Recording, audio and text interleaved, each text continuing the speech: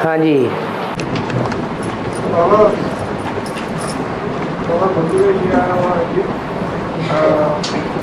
जो बच्चों की अव्यक्त स्थिति बात को प्रत्यक्ष कराएगी, तो प्रश्न ये है कि अव्यक्त स्थिति और आत्मिक स्थिति में क्या डिफरेंस है? आत्मिक स्थिति ही अव्यक्त स्टेज है, देह की याद व्यक्त स्टेज है। व्यक्त माने जो आंखों से दिखाई दे, और अव्यक्त माने जो इन आंखों से दिखाई न दे। और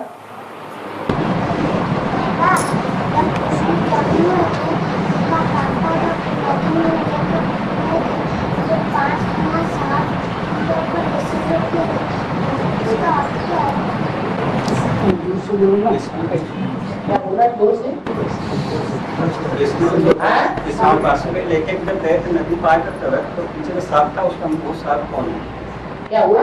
सांप जो हमें कृष्ण जो पैदा लेके गए। हाँ हाँ, सांप रक्षा करता जा रहा था। वो सर्प कोई दूसरा नहीं है, वो 7 फनों वाला सर्प है। 7 नारायण ही वो रक्षा करने वाले हैं। ये 7 नारायण किसके पीछे पीछे आते हैं? है सतयुग में फर्स्ट कृष्ण जो होता है, उसके पीछे 7 नारायण आते हैं। वो उसके फॉलोअर्स हैं, तो रक्षा तो करेंगे ना। परंतु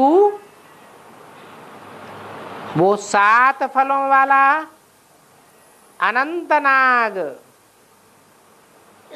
अनंत भगवान भक्ति मार्ग में कहा जाता है।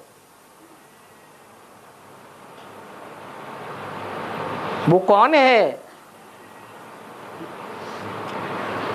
और जिसकी रक्षा करता है वो कौन से समय की बात है? सतयुग की बात है या संगम युग की बात है? तो संगम युगी कृष्ण और सतयुग के कृष्ण, ये 2 का ही खेल है। संगम युगी कृष्ण को कौन रक्षा करता है?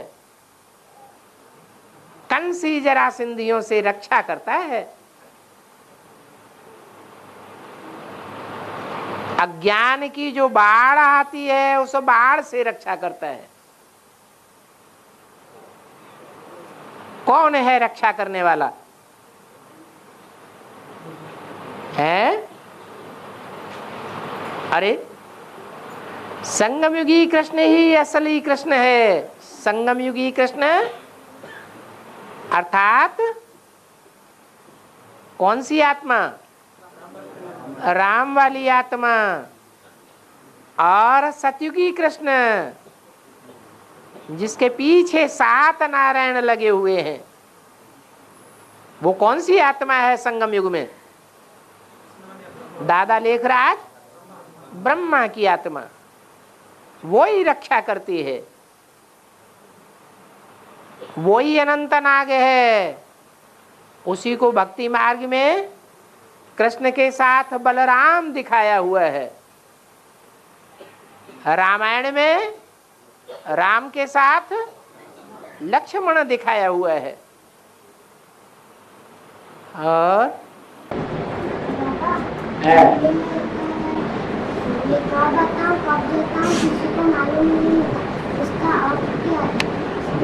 फिर से बोलो।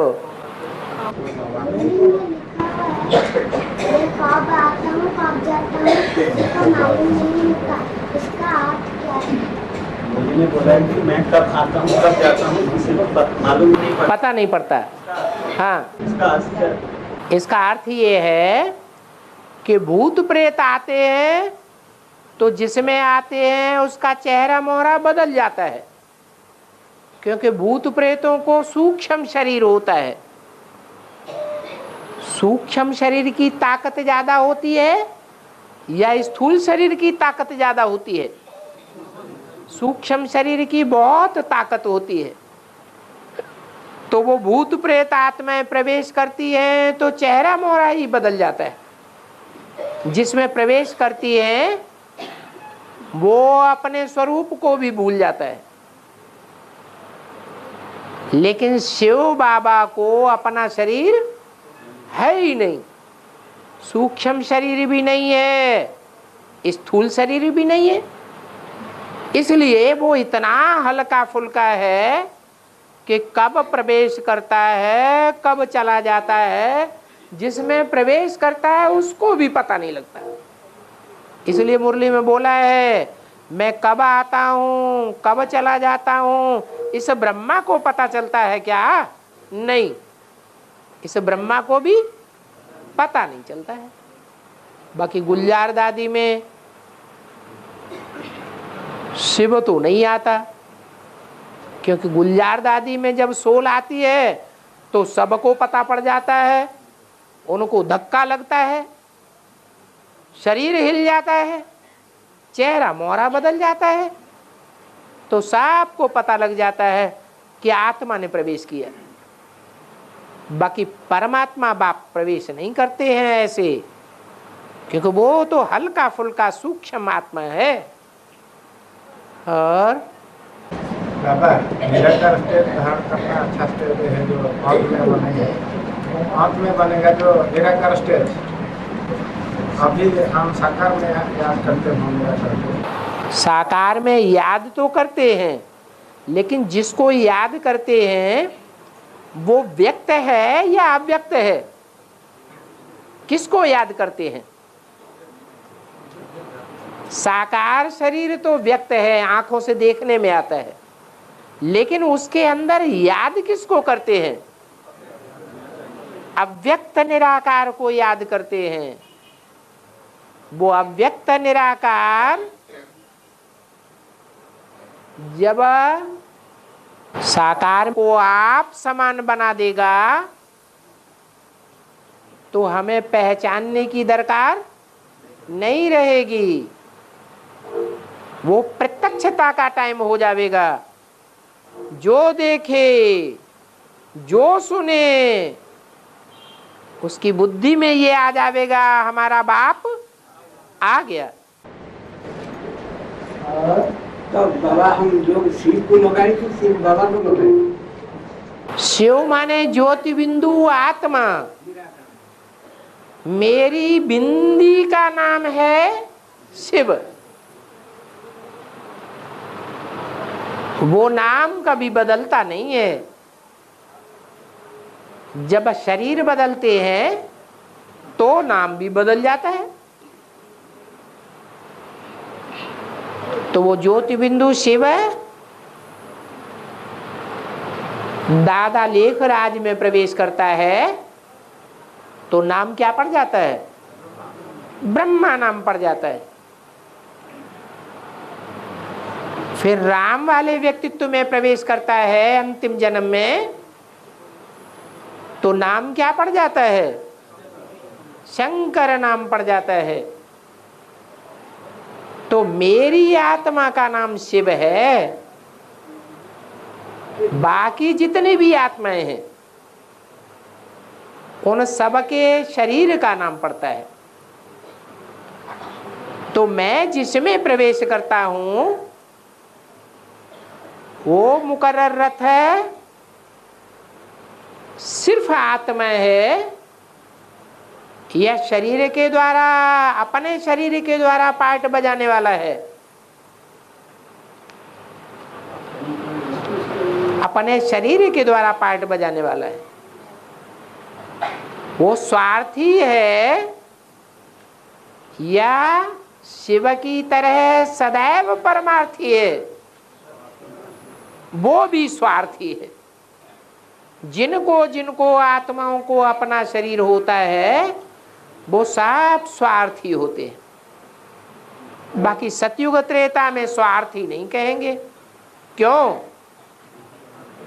क्योंकि वहां देहभान होता ही नहीं।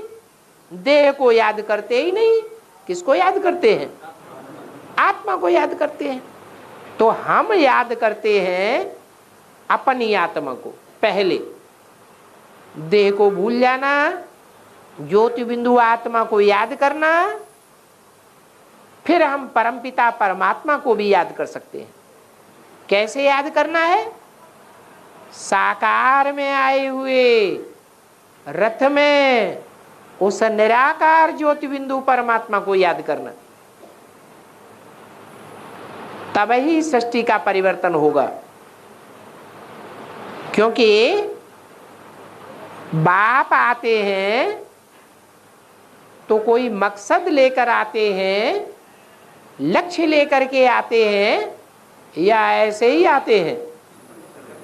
क्या लक्ष्य है? लक्ष्य ये नहीं है कि ब्रह्मा के तन में आऊं और ज्ञान सुना के चला जाऊं। क्या लक्ष्य है? पतितों को पावन बनाने का लक्ष्य है। सारी पतित दुनिया को पावन बना करके जाता हूं। तो कैसे बनावेगा? पावन में प्रवेश करके बनावेगा क्या? पावन में तो प्रवेश करने की दरकार ही नहीं।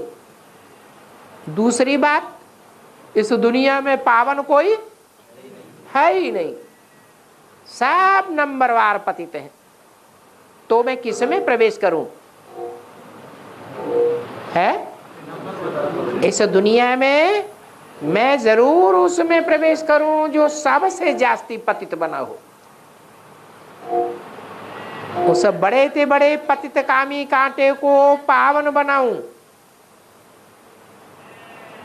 तो दुनिया में नाम वाला होता है कि पतित से पतित को भी क्या बना दिया? संग के रंग से बड़े से बड़ा फूल बना दिया। तो परमात्मा बाप के संग में जो भी आवेगा वो भी क्या बनेगा? फूल ही बनेगा। और याद और योग के अंदर अंतर कुछ नहीं। योग अक्षर सन्यासियों का है, हठ योगियों का है। हमारी गृहस्थ व्यवहार में योग अक्षर नहीं है। क्या है? याद है। बच्चा पैदा होता है तो माँ की याद करता है, थोड़ा बड़ा होता है तो मित्र संबंधी याद आने लगते हैं, मोहल्ले पड़ोस के दोस्त याद आने लग पड़ते हैं। फिर स्कूल में भर्ती किया जाता है तो टीचर याद आता है। पढ़ाई पूरी होती है, पढ़ाई पूरी होती है, फिर नौकरी पेशा करता है, धंधा करता है तो धंधी धोरी के लोग याद आने लग पड़ते हैं। तो आत्मा का स्वभाव है कोई न कोई को याद करना। अभी तक जो याद करते आए वो देहधारियों की याद थी। उन देहधारियों की याद से देह विनाशी है तो याद करने वाले का भी क्या हाल होगा? विनाशी बन जाएगा। अब बाप आकर क्या बताते हैं? याद ही करना है, लेकिन याद को कन्वर्ट कर दो। देह को याद न करके, अपनी देह को याद न करके, संबंधियों की देह को याद न करके किसको याद करो? ऐसे को याद करो जिसको अपनी देह है ही नहीं। अपनी देह तो नहीं है, परंतु मुकर्रर देह में आता है या नहीं आता है? आता है। तो दो बातें हो गई। एक तो मुकर्रर देह है व्यक्त और एक अव्यक्त है, तो किसको याद करें? है साकार में निराकार को याद करें। लक्ष्य हमारा निराकार को याद करने का है या साकार को याद करने का है? वैसे भी माँ बच्चे को याद करती है। बच्चा स्कूल में गया है तो माँ की बुद्धि कहाँ चली जाती है? स्कूल में चली जाती है। बच्चा बड़ा हो गया, विलायत में पढ़ने चला गया, बाप बच्चे को याद करता है, तो बाप की बुद्धि कहाँ चली जाती है? विलायत में जाती है कि नहीं? स्थान से भी कनेक्शन है या नहीं है? याद का स्थान से भी कनेक्शन है। तो ऐसे ही शिव ज्योति बिंदु इस सृष्टि पर आया हुआ है, तो कोई धाम है उसका या नहीं है? मुकर्रर धाम कि चार चार धाम में चक्कर लगाने हैं? एक ही धाम है, ऊंचे ते ऊंचा धाम है। उस धाम का नाम का क्या दिया? नहीं, माउंट आबू। क्या? आबू। सारी दुनिया की बदबू जिसमें इकट्ठी हो जाए, सारी दुनिया की ग्लानि जिसके ऊपर थोप दी जाए, उसमें बाप आते हैं। शास्त्रों में नाम क्या दे दिया है? उस अवतार का कोई नाम दिया है? कलंकीधर नाम दिया है। तो तुम बच्चे भी नंबरवार कलंकीधर हो, क्योंकि बाप आते हैं कलंक को धोने के लिए।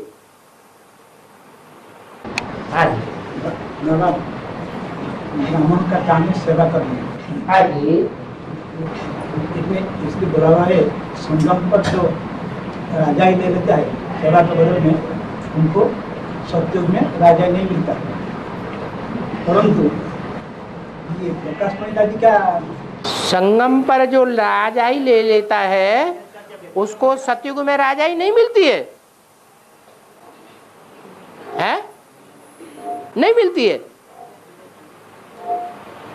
राम वाली आत्मा है, संगम में विश्व की बादशाही ले लेगी, तो क्या सतयुग में पहले ही दूसरे तीसरे जन्म में जाके प्रजा वर्ग में चली जाएगी? जाएगी? नहीं जाएगी, राज परिवार में ही रहेगी। हाँ, अगले सतयुगी जन्मों में उतना ऊंचा पद नहीं बनेगा जितना संगम में बना है। हर जन्म बाई जन्म नीचे उतरते जाएंगे, नीचे उतरते उतरते त्रेता के आदि में और सतयुग के अंत में प्रजा वर्ग में चले जाएंगे। राम राजा राम प्रजा, और प्रजा वर्ग से फिर क्या बन जाएंगे? फिर राजा बन जाएंगे। तो ऐसे नहीं है कि संगम युग में जो प्राप्ति कर लेते हैं वो सतयुग में प्राप्ति नहीं करेंगे। हाँ, अरे क्या हो गया? कुमार का दादी के बारे में कुछ कह रहे थे।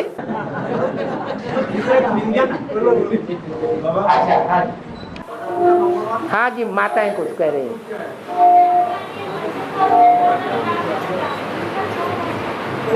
आगे तक आवाज नहीं आई, क्या बोला?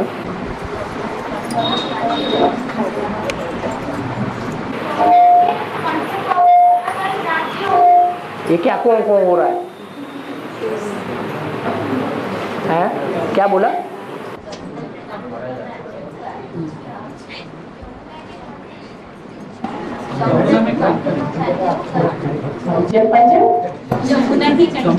यमुना के कंठे पर राज्य होगा। हाँ, क्या इसका रहस्य यही है कि जब बाप आते हैं, राजधानी स्थापन करते हैं, तो राजधानी कहाँ स्थापन होती है दुनिया में? है? कहाँ स्थापन होती है? ऐसे स्थान पर राजधानी स्थापन होती है जो बहुत पतित बन जाती है। यमुना का कंठा है। यमुना अभी ऐसी नदी है जहां 7 नाले इकट्ठे गिरते हैं, इतना गंदला पानी हो जाता है। पतित से पतित स्थान है, उसको आकर के परिस्तान बनाते हैं।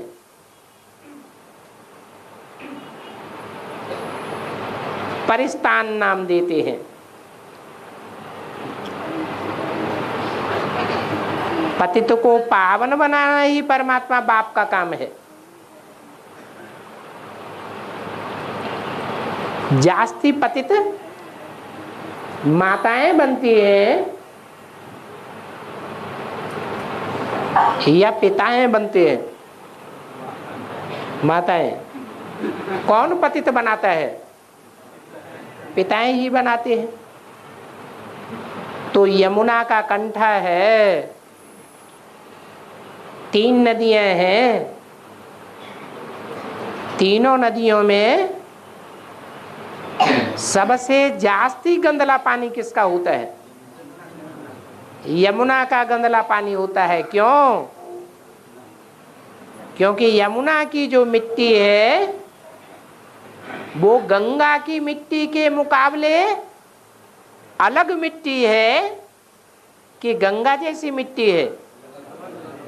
गंगा की मिट्टी थोड़ा सा पानी डालो तुरंत धुल जाएगा, और यमुना की मिट्टी देह अभिमानी की ऐसी है, एक बार चिपक गई तो जल्दी छूटने वाली नहीं है। ये देह अभिमानी की मिट्टी की बात है। जरूर यमुना कौन से धर्म से कनेक्टेड है? इस्लाम धर्म से कनेक्टेड है। सबसे जास्ती रावण राज्य में पुराना धर्म कौन सा है? इस्लाम धर्म। तो सबसे जास्ती पतितपना भी किस में आता है? इस्लाम धर्म में ही आता है। तो ऐसे कोई आकर के भगवान बाप राजधानी बनाते हैं। राजाओं की धारणा शक्ति ऐसी जगह इकट्ठी होती है, उसको कहते हैं यमुना का कंठा। और आपने डाइवर्ट कर दिया मुझे, मैंने अपना था, आपने डाइवर्ट कर दिया जो रामबल अपना जो। अब आप फिर डाइवर्ट कर दो, इसलिए हम ही डायलॉग करते हैं, तो इसलिए हम दोबारा बोलते हैं। हाँ। जो रामबल आत्मा का जो एग्जाम्पल आप दिए, रामबाई आत्मा तो गुरु ने बोला है, भगवान बोले आई वॉज मोस्ट ओबिडिएंट सर्वेंट, उसी को तो वायदा किया वो है संगम पर। रामबल आत्मा तो ये रूल वायदा किया कि आई एम मोस्ट ओबिडिएंट सर्वेंट, इसी रूल ही वो वायदा किया है सारा जीवन, संगम सारा संगम लोग। मेरे कहने बात कुछ और था। संगम पर जो राजा कर लेते हैं, फॉर एग्जाम्पल मान लीजिए जिसके बारे में बोलते थे बर्दन प्रकाश में, वो संगम पर तो अपना राजा कर लिए, जैसे हो जो करके अपना कर लिए, फिर उनको कैसे सत्युग में राजा मिल गया। उनको जो राजाई सत्युग में मिलती है उसका भक्ति मार्ग में कोई गायन पूजन यादगार मंदिर बनता है? नहीं बनता है। वो राजाई कोई काम की नहीं। जो गायन होता है पूजन होता है, मंदिर बनते हैं, मूर्तियां बनती हैं, सारी महिमा होती है, वो संगम युगी और सतयुगी फर्स्ट नारायण की होती है। तो आपकी बुद्धि में ऊंचाई कैसे बैठी हुई है? वो ऊंचाई नहीं है। तो संगम युगी और सतयुग की फर्क है। संगम युग से ही सतयुग शुरू होता है। जो शुरू होता है वही सतोप्रधान है, बाकी बाद में तो नीचे गिरता है, गिरती कला है या उठती कला है। वो सातों ही नारायण गिरती कला के हैं, कन्वर्ट होने वाली आत्माएं हैं, कमजोर बनने और दूसरों को कमजोर बनाने वाली आत्माएं हैं। उनकी महिमा बुद्धि में नहीं बैठनी चाहिए कि वो ज्यादा प्राप्ति करने वाली आत्माएं हैं। वो प्राप्ति करने वाली आत्माएं नहीं है, प्राप्ति को घटाने वाली आत्माएं हैं। असली आत्माएं तो हीरो हीरोइन की आत्माएं हैं, राम और कृष्ण की आत्माएं हैं, जो देवी देवता सनातन धर्म से निकलते हैं। और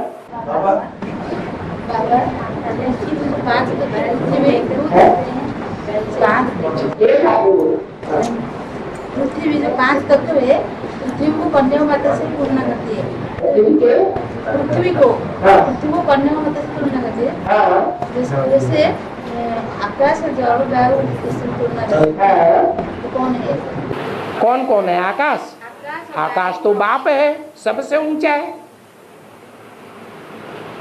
धरती को आकाश पुकारे, धरती को कौन पुकारेगा? धरती माता को कौन पुकारेगा? बाप ही पुकारेगा। तो आकाश बाप हो गया, धरती माता हो गई, बाकी सब बच्चे हो गए। जल देवता, वरुण देवता, वायु देवता, अग्नि देवता, ये क्या है? ये बच्चे हैं। धरती को भी रावण कंट्रोल में कर लेता है। धरती माता कहो, सीता माता कहो, कौन कंट्रोल करता है? रावण कंट्रोल करता है। जब धरती को ही कंट्रोल कर लिया तो धरती की गोद में पलने वाले जो बच्चे हैं, जलवायु अग्नि आदि देवता, वो रावण की पाटी से बांध दिए जाते हैं। रावण अपनी पाटी से बांध करके उनको इशारा करता है, हे वायु, स्विच दबाया चलो, तो चल पड़ता है। स्विच दबाया, पानी छोड़ दिया जाता है। तो पूरा कंट्रोल है रावण का। आकाश के ऊपर कंट्रोल नहीं है, तो लड़ाई हो जाती है। और जब खाना पकाने के समय तो शास्त्र में आप लोग पूजा लगते हैं। हाँ, जिसकी पूजा करते हैं वो कभी संपन्न और चैतन्य में रहा होगा या जड़ाग्नि की पूजा करते हैं? जड़ की पूजा करते हैं। अग्नि देवता चैतन्य रहा होगा, उसकी पूजा की बात है या जड़त्व की पूजा की बात है? चैतन्य रहा होगा। और हाँ, नंबर, अरे नंबरवार नहीं, अव्वल नंबर का काम ही काटा। नंबर 1 बता रहे। नंबर 1, हाँ, नंबर 1 काम ही काटा है। अरे ग्लानि किसकी उड़ेगी? कृष्ण काला है तो ग्लानि उड़ेगी, कि कृष्ण गोरा हो जाता है तो ग्लानि उड़ती है? तो यही प्रूफ है। ग्लानि सबसे जास्ती किसकी होती है? ब्रह्मा की होती है, बच्चों की होती है कि बाप की होती है? वो निराकार ज्योति बिंदु बाप की होती है या साकार मनुष्य सृष्टि के बाप की ग्लानि होती है? साकार मनुष्य सृष्टि के बाप की ग्लानि होती है। हम बच्चे तो उसका कुछ देख नहीं पाते, हम बच्चे तो उसका कुछ देख नहीं पाते। तुम्हें निश्चय आता है, अनिश्चय आता है कि नहीं? निश्चय आता है। निश्चय आता, अनिश्चय नहीं आता। झूठे। हाँ, शिव जी के मंदिर में चारिपार्श्व परिक्रमा करने के लिए क्यों माली लोग मना करते हैं? सभी मंदिर में तो चारिपार्श्व घूमते हैं, परिक्रमा करते हैं, फिर शिव जी के मंदिर में तीन पार्श्व घूमने के बाद क्यों मना करते हैं? शिव के मंदिर में शिव के साथ किसकी पूजा होती है? शिवलिंग जहाँ रखा हुआ है, शिवलिंग के साथ कौन रखा हुआ है? जलाधारी रखी हुई है, पार्वती माता की पूजा होती है। तुम सब पार्वतियां हो। वो पार्वतियां जो पार लगाने वाली हैं, वो पार लगाने वाली को बड़े से बड़ी पवित्र बनाने वाली नदी कहेंगे। सागर से मिलने वाली नदी है या नाला है? क्या बुद्धि में समझना चाहिए? वो नाली है, नाला है या बड़े से बड़ी नदी है? क्या है? हैं? अरे बोलो तो। उसको क्या समझना चाहिए? नाला है तो क्रॉस कर लो। क्रॉस करना ही अच्छा है, डूब जाएंगे। और वो तो बड़े से बड़ी नदी है, नीची दृष्टि नहीं रखनी चाहिए। इसलिए भक्ति मार्ग में और मंदिरों की परिक्रमा करते हैं तो परिक्रमा में पूरा पार कर जाते हैं, लेकिन शिव की नाली को पार नहीं करते हैं, वापस लौट जाते हैं। शिव के मंदिर में जो नैवेद्य चढ़ाया जाएगा वो झूठा हो गया। किसका खाया हुआ हो गया है? किसने खाया? उसने खाया जो सारी दुनिया का विष पीता है। तो जो विषैले मुख में जो चीज चली गई उसको स्वीकार करना मरने की बात है। शिव के ऊपर जिनको अर्पण कर दिया गया, उनको अगर किसी ने भोग लगा दिया, भोग लिया, यानी शादी कर ली, तो क्या होगा? पुरुषार्थ की बर्बादी हो जाएगी। उस बर्बादी से कोई रोक नहीं सकता। इसलिए भक्ति मार्ग में शिव के ऊपर जो अर्पण किया जाता है, उस अर्पण किए हुए को कोई हाथ लगा करके मुख में नहीं रखता है। उसको भोगना अच्छी बात नहीं है, पुरुषार्थ चौपट हो जाएगा। और जो रामबली आत्मा है अभी जल पीते और उसी टाइम शिव बाप कहाँ रहते? शिव बाप कोई रहने करने की बात नहीं है। शिव बाप सूक्ष्म है या स्थूल चीज है? वो तो यहाँ पतित तन में, पतित दुनिया में प्रवेश करते हुए भी मन बुद्धि से ऊंची स्टेज में ही रहता है या नीची स्टेज में रहता है? ऊंची स्टेज में है सदैव। उसके लिए ये नहीं कहेंगे कि वो नीचा है। इसलिए कहते हैं तुम सदैव यही समझो कि इसमें हमको कौन डायरेक्शन देते हैं? शिव बाबा ही डायरेक्शन देते हैं। कभी ऐसे नहीं समझना चाहिए कि शिव बाबा तो परमधाम चला गया होगा।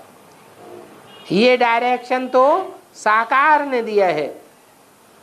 बाबा कहते हैं अगर इसने उल्टा सुल्टा कुछ डायरेक्शन दिया भी है तो उसका जिम्मेवार मैं हो जाता हूं।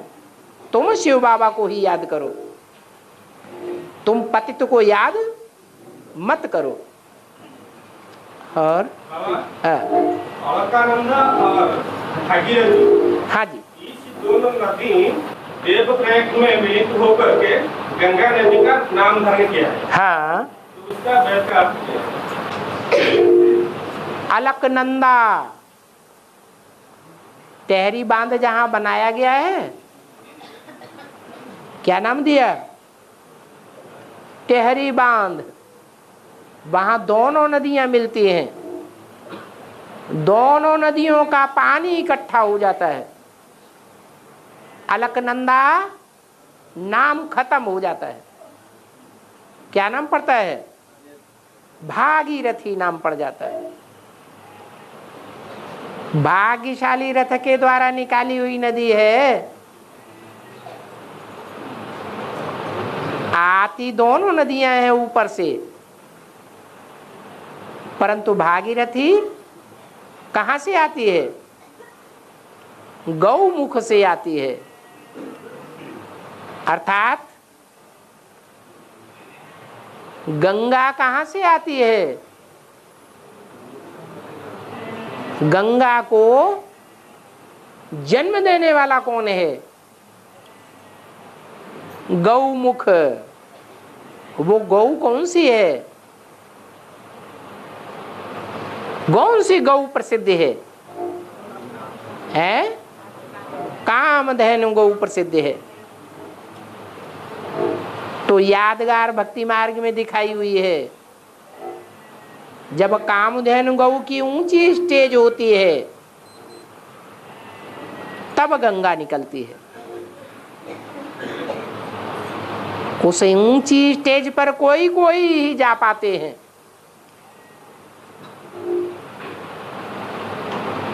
गंगा गौमुख से जब नीचे आती है तो नाम पड़ता है गंगोत्री, अर्थात गंगा उतरी, ऊंची स्टेज में नहीं रही।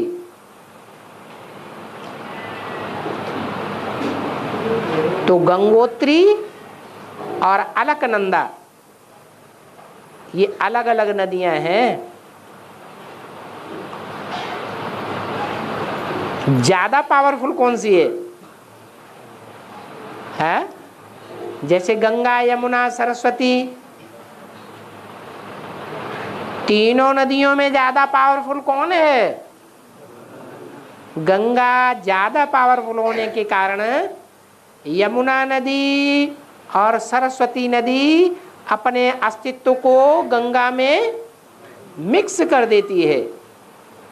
ऐसे ही गंगा ज्यादा पावरफुल होने के कारण जो भागीरथी कही जाती है उसमें अलकनंदा अपने को तिरोहित कर देती है। और बाबा है ब्रह्म बाबा को उसमें निकाल के ले जाते हैं देसी वाले, है देसी वाले जो टाइम देगा गुजर दीदी को ब्रह्म बाबा को बुला के ले जाते हैं। हाँ। हम लोग को इस समय बुला कर रोक नहीं पाएगा। है ब्रह्मा बाबा को बेसिक में दीदी दादियाँ गुलजार दादी में बुलाती हैं। हाँ, बुला के ले जाते हैं। कहाँ ले जाते हैं? इस समय जो टाइम ले कहीं थोड़े ही जाते हैं, बुलाते हैं, आवाहन करते हैं। हाँ इस समय हाँ, इस समय हम लोग को बुला के रोक नहीं पाएंगे। ब्रह्मा बाबा को रोक नहीं पाएंगे। आप ब्रह्मा से प्राप्ति करने वाले हैं, आप ब्रह्मा को आवाहन करने वाले हैं या छोटी माँ को आवाहन करने वाले हैं? तो मात है ना।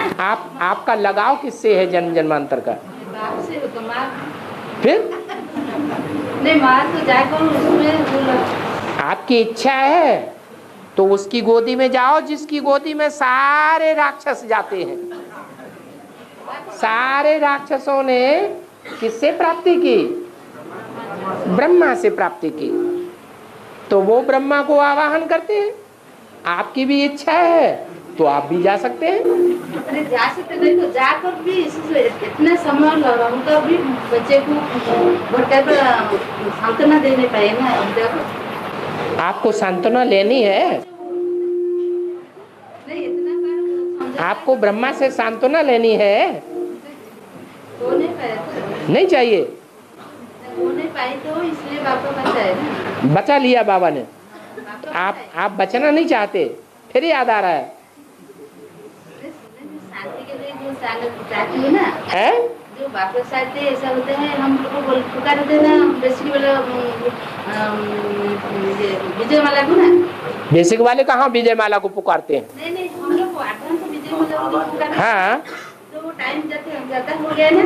हाँ, आपने तेजी से नहीं बुलाया होगा इसलिए नहीं आती। हाँ, आप जब पूरी शक्ति लगा करके आवाहन करेंगे तो क्यों नहीं आवेंगे। कोई भगवान थोड़े ही है, भगवान बुलाने से नहीं आता है, बाकी जो भी है आवाहन करने से आते हैं। और हाँ,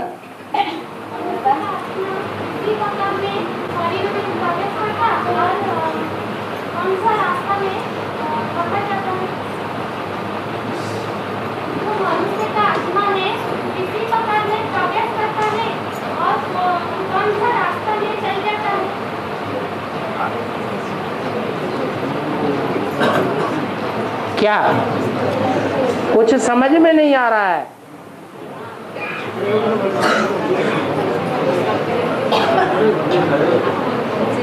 खड़े हो जाओ।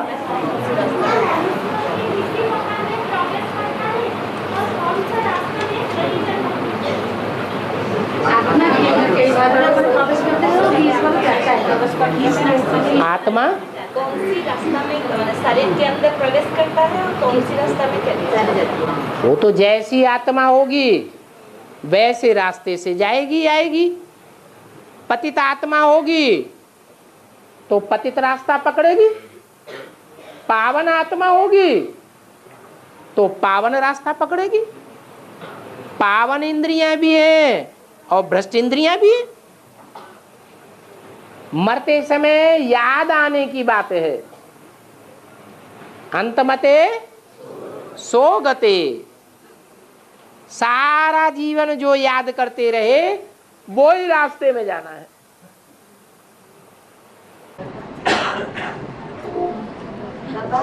हाँ,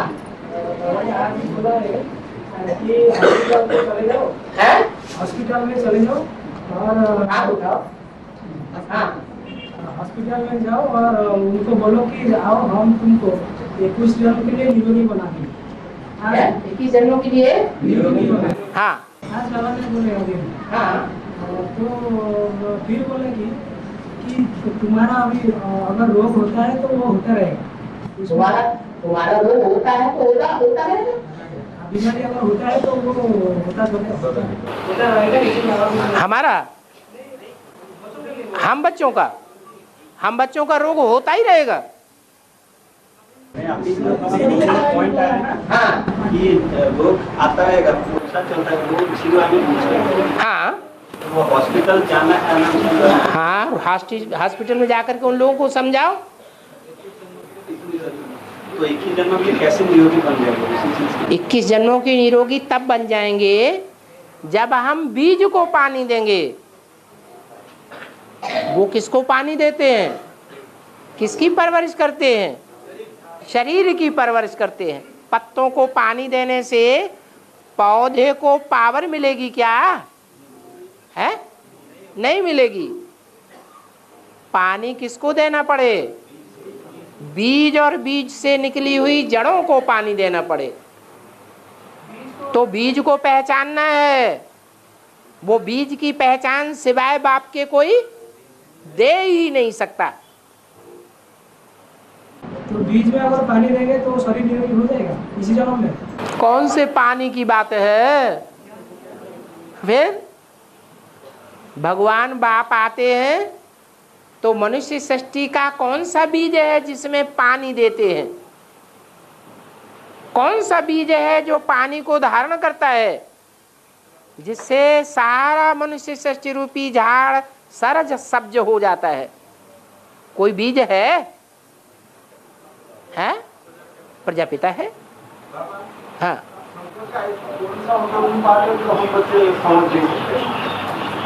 शंकर का ऐसा पार्ट है जो तुम बच्चे भी समझ नहीं सकते। इसका मतलब शंकर का जो पार्ट है इंद्रियों को कंट्रोल करने का, अमोघ वीर्य होने का, वो तुम जैसी दृष्टि और वृत्ति वाले हो, जन्म जन्मांतर की जैसी दृष्टि और वृत्ति रही है वैसे ही समझोगे। समझने वाले एक जैसे हैं या नंबरवार हैं? नंबरवार हैं।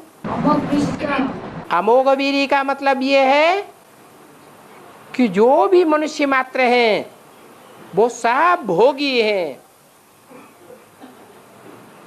परमपिता परमात्मा शिव सब में नहीं प्रवेश करता है, वो सिर्फ एक मुकर्रर रथ में प्रवेश करता है। उसी को सबसे जास्ती संग का रंग लगता है, निराकारी स्टेज का। तो कर्मेंद्रियां निराकारी बनेंगी, जल्दी निराकारी बनेंगी या साकारी ही बनी रहेंगी? निराकारी बनती हैं। जब कर्मेंद्रियां निराकारी स्टेज को धारण करती हैं तो जो शक्ति है कर्मेंद्रियों की वो क्षीण नहीं हो सकती, लेकिन इसमें टाइम लगता है। Practice makes a man perfect. ये याद की मेहनत है। याद की मेहनत का मतलब ये नहीं है कि शिव प्रवेश करता है तो याद रहती है, नहीं। शिव कोई पक्षपाती नहीं है कि ब्रह्मा में प्रवेश करेगा तो ब्रह्मा को जास्ती याद आएगी, शंकर में प्रवेश करेगा तो शंकर को जास्ती याद आएगी, नहीं। ये अपने अपने पूर्व जन्मों का हिसाब किताब है। पूर्व जन्मों में जिस आत्मा ने जितना जास्ती सात्विक स्टेज का पार्ट बजाया होगा वो उतने ही सात्विक ज्ञान को पकड़ करके रहेगी। जितना ज्ञान गहराई से होगा उतनी याद भी गहराई से आवेगी।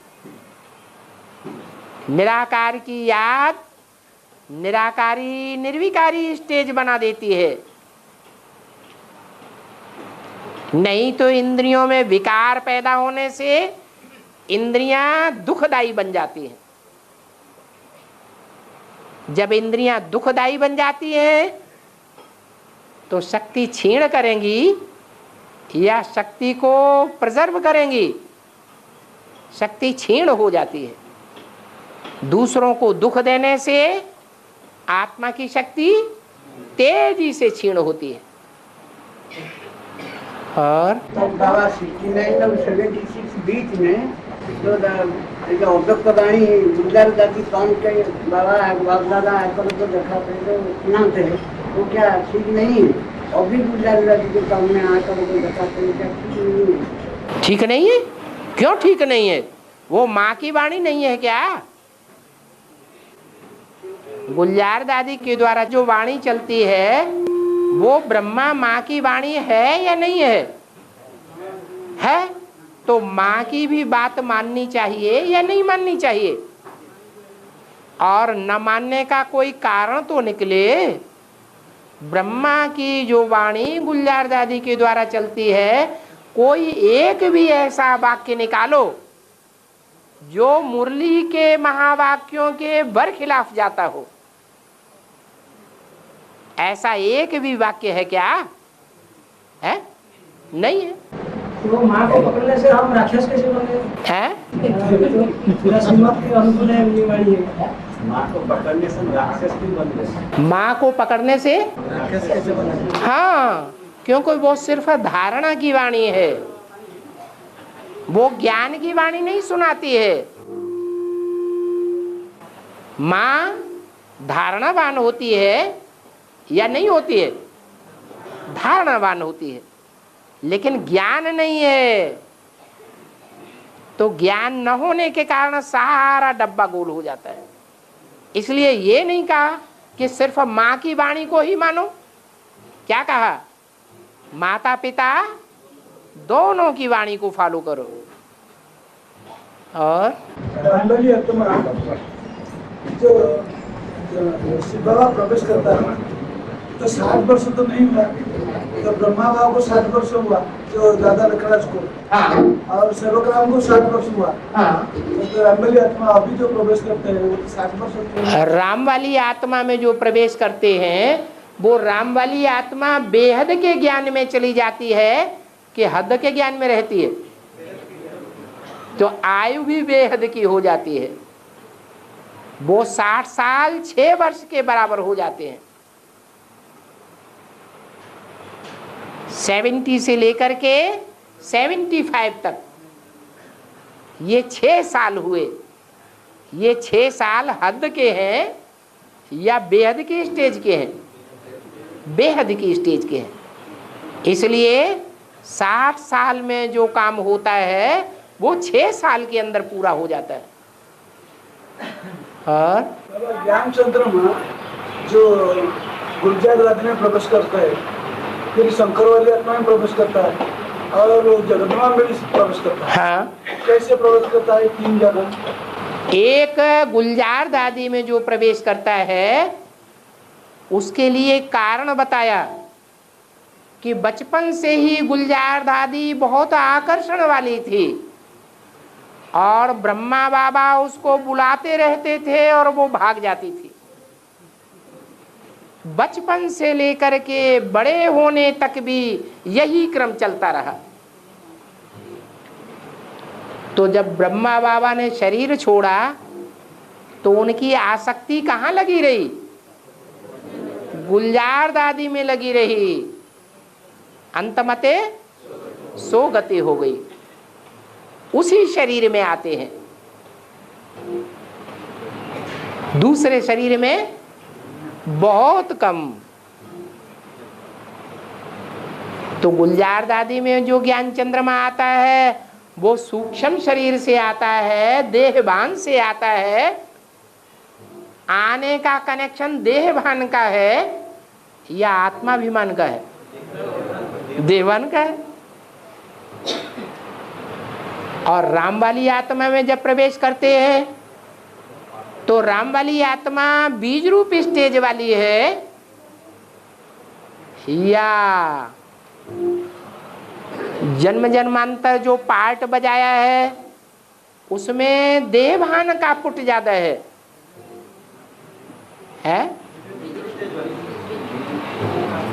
उसका नाम ही है भारत। काय में रत? ज्ञान की बातों में ही रत। रत माने लगा रहना। तो बीज रूप स्टेज वाली आत्मा के संग में आने से वो बीज रूप बन जाती है। जैसे शिव की बीज रूप है ऐसे ही ब्रह्मा की भी बीज रूप स्टेज बन जाती है। कब आता है राम वाली आत्मा में और कब चला जाता है ये राम वाली आत्मा को भी पता नहीं पड़ता। ऐसे ही जगदम्बा में, जगदम्बा भी रुद्रमाला का बीज रूप मण का है या साकार मण का है? बीज रूप मण का है। उस बीज रूप मणके में ब्रह्मा की सोल जब आती है तो वो भी बीज रूप स्टेज पकड़ लेती है। ये गुलजार दादी में और बीज रूप स्टेज में फर्क है। और गुलजार दादी में जब बाबा ब्रह्मा बाबा ज्ञान देता है उसी टाइम शंकर से निकल जाता है ना? शंकर से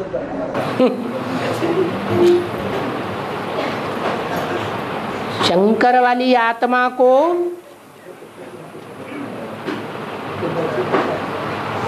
गुलजार दादी के द्वारा जो बोले हुए महावाक्य हैं दोबारा पढ़ने पड़ते हैं या नहीं पढ़ने पड़ते हैं? इससे क्या साबित होता है? कि जब गुलजार दादी में ब्रह्मा की सोल प्रवेश करती है तो राम वाली आत्मा को पता चलता है या नहीं चलता है? हैं? नहीं पता चलता है, क्योंकि वो कार्य अलग हो रहा है। राम वाली आत्मा का पार्ट अलग है। राम वाली आत्मा का कोई भी बेसिक वालों से लगाव नहीं है। कौन सी आत्मा का लगाव है? ब्रह्मा का लगाव है। हाँ,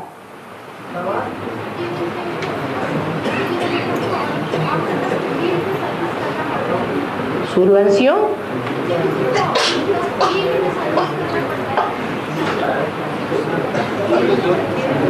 जोर से बोलो ताकि सुनाई पड़े।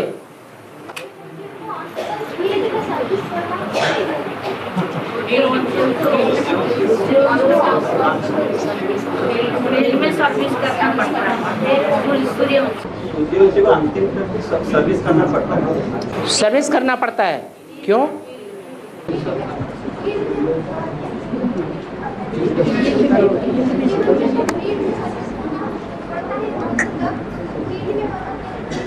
फील्ड में सर्विस करना, फील्ड में। हाँ, जो अंत तक इस सृष्टि पर काबिज रहेंगे, मर बिल्लाए नहीं जाएंगे, तो अंत तक वर्षा लेते रहेंगे या नहीं लेते रहेंगे?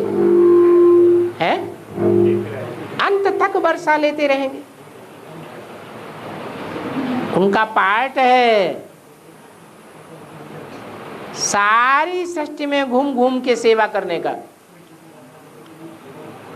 और आंखों से दिखाई पड़ता है उसको याद करना सहज है, लेकिन निराकार को जो कुछ आंखों से दिखाई नहीं पड़ता है उसको याद करना कठिन है। लेकिन साकार को निराकार में याद करना, साकार को दिखाई पड़ता है सहज है। साकार को निराकार में याद करो, निराकार में साकार में याद, निराकार में साकार को याद करो,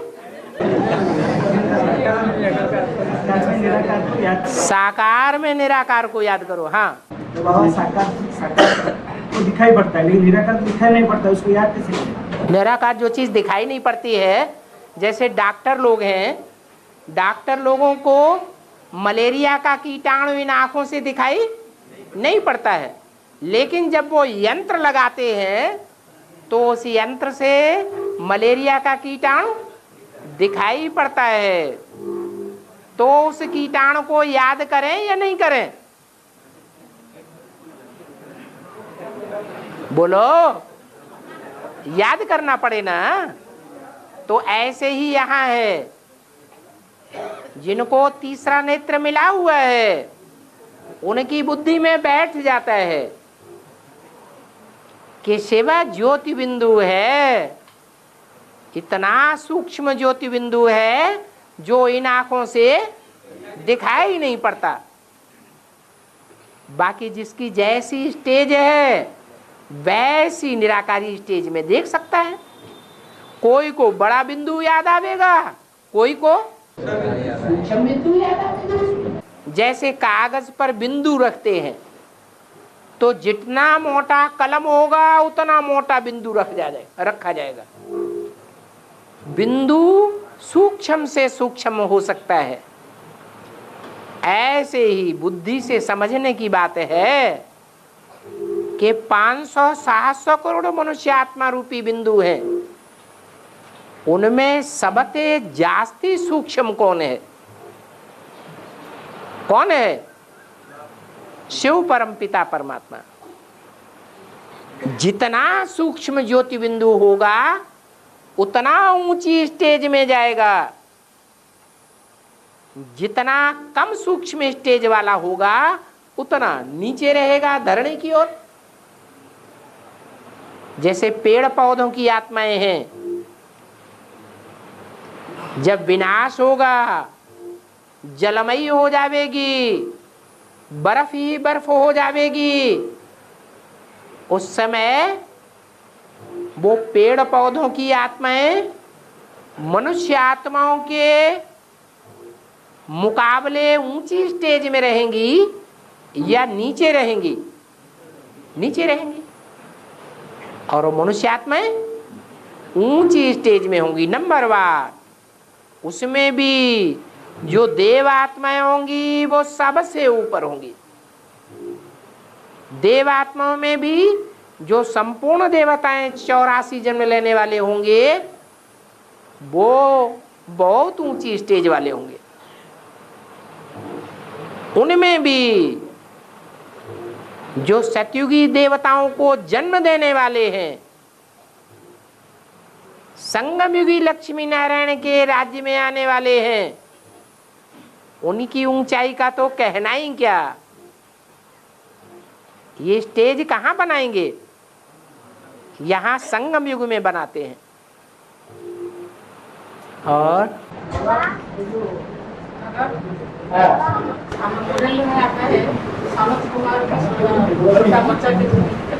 सनत कुमार को सदैव 5-6 वर्ष का दिखाते हैं। हाँ, इसका बेहद का अर्थ है कि ये मनुष्य सृष्टि की सबसे पुरानी आत्माएं हैं या नई आत्माएं हैं जो आत्मिक स्टेज धारण करती हैं, सबसे पुरानी है। ब्रह्मा के संकल्प से मानसी सृष्टि जब रची गई तो पहले पहले मानसी सृष्टि में किसने जन्म लिया? मनुष्य सृष्टि के ये 4 बीज हैं। देवता धर्म का बीज, इस्लाम धर्म का बीज, बौद्ध धर्म का बीज और क्रिश्चियन धर्म का बीज। ये 4 मुख्य धर्म हैं दुनिया के। इन चारों मुख्य धर्मों की 4 बीज रूप आत्माओं ने मानसी सृष्टि में ब्रह्मा से जन्म लिया। कब से जन्म लिया? कब से जन्म लिया? कोई टाइम फिक्स है संगम में? नहीं। 76 में तो वो 6 साल के हो गए, तो 76 में जन्म लिया या 5-6 साल पहले जन्म लिया? जन्म तो उनका पहले ही हो गया, लेकिन अपने स्वरूप की जानकारी तब होती है जब बाप प्रत्यक्ष होता है। और ब्रह्मा बाबा को विक्रांतित्य बाबा बोलते हैं कि ब्रह्मा बाबा ही विक्रांतित्य है। ब्रह्मा बाबा ही विक्रांतित्य का बाबा बोलते हैं। तो विक्रमादित्य का समय में 32 पितुड़ा थे सिंहासन में। 32 पितुड़ा, 32 सिंहासन, 32 पितुड़ा थे। और भोजराजा बहुत कोशिश करे, बहुत पूजा पाठ किए, फिर भी नहीं बैठ पाए। और 32 सिंहासन में नहीं बैठ पाए। लास्ट पितुड़ा एक स्टोरी बतलाने के बाद सिंहासन लेकर के उड़ गए। बेहद में सिंहासन जो है 32 सिंहासन था ना, देखा देखेगा अंत में राजा भोज भी नहीं बैठ पाए। बहुत पूजा पाठ किए फिर भी नहीं बैठ पाए। और 32 पितुड़ा कौन थे और भोजराज भी कौन है? बेहद में आपको क्या? बाबा ने बोला है शास्त्रों में सारा भूसा भरा हुआ है। इस टीवी में भी जो दिखाते हैं वो क्या दिखाते हैं? भूसा ज्यादा दिखाते हैं। उसमें से बाप जब आते हैं तो उस भूसे में से दाना दाना निकालते हैं, सार सार की बातें निकालते हैं। कुछ बातें सार की ब्रह्मा के द्वारा निकालते हैं शास्त्रों में से। वो मुरली में शास्त्रों की बातें आई हैं या नहीं आई हैं? आई हैं। तो उन सार की बातों पर मनन चिंतन मंथन करना चाहिए।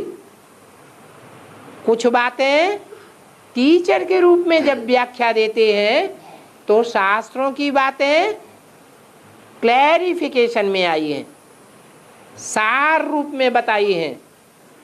बाकी बातों में जावेंगे तो बुद्धि में क्या भर जाएगा? भूसा भर जाएगा। बाबा ने बोला है कि मैं कोई बच्चों में प्रवेश कर सेवा कर सकता हूँ। कोई बच्चों में प्रवेश कर सेवा करता हूँ। तो वो जो जिसको बाप का परिचय है उसमें जिस बच्चों को बाप का परिचय है तो उसमें ही प्रवेश करते हैं या और कोई जिसका पास परिचय नहीं है उसमें भी प्रवेश करके सेवा कर सकते हैं? जो बाप का बच्चा ही नहीं बना उसमें कैसे प्रवेश करेंगे? तो बीके वाले में ये घुस के सेवा कर सकेंगे या नहीं? बीके वाले जो हैं वो बाप के बच्चे हैं, बाप को जानते हैं, बाप के घर में जाके जन्म लिया। अरे बच्चा पैदा होता है तो किसके घर में जाके जन्म लेता है? बाप के घर में जाके जन्म लेता है।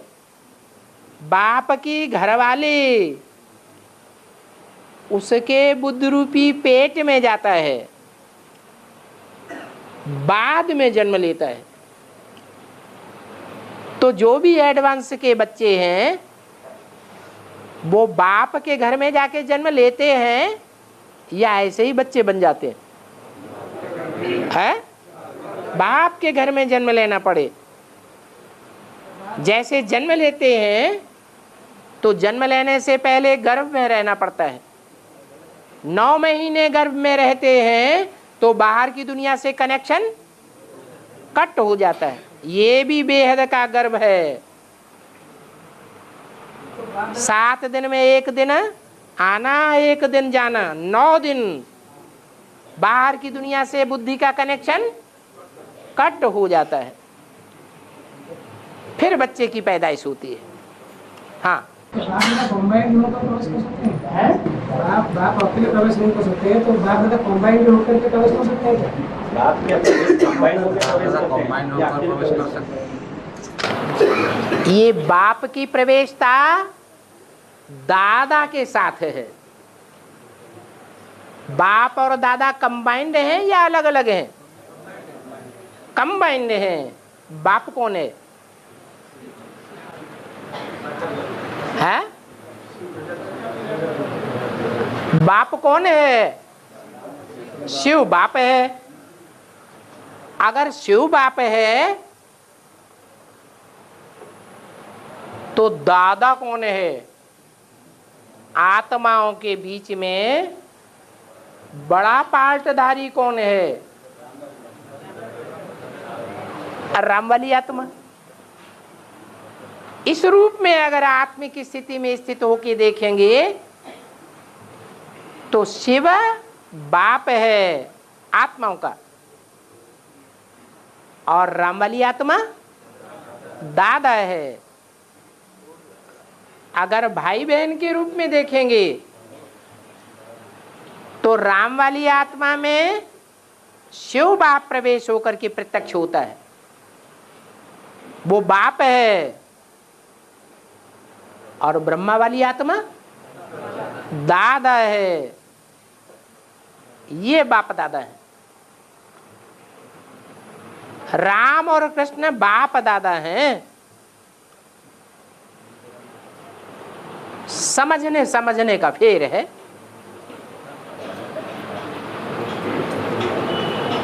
प्रवेश कौन करता है? कौन प्रवेश करता है? नहीं, राम वाली आत्मा में कौन प्रवेश करता है? सिर्फ राम वाली आत्मा में सिर्फ शिव ही प्रवेश करता है या चंद्रमा भी प्रवेश करता है? चंद्रमा भी प्रवेश करता है। इसलिए शंकर के माथे पर सदैव चंद्रमा भी दिखाते हैं।